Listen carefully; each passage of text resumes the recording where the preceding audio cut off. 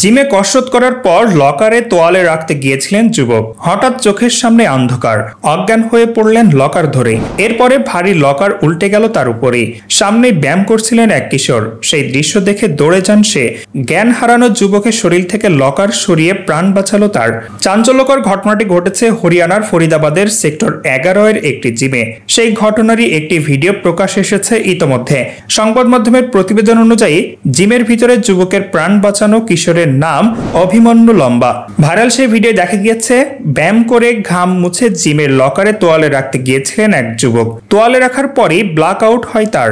Locker ধরেই অজ্ঞান হয়ে মাটিতে পড়ে যান তিনি। এর ফলে ভারী লকারটিও তার শরীরের উপরে পড়ে। পাশে জিম করছিল এক কিশোর। ঘটনাটি দেখে দ্রুত পদক্ষেপ করেন তিনি। একার চেষ্টায় ভারী লকার যুবকের উপর থেকে সরিয়ে ফেলেন সে। এরপর যুবকের পা ধরে নিরাপদ জায়গায় নিয়ে যায়। সেই ভিডিও প্রকাশ এসেছে।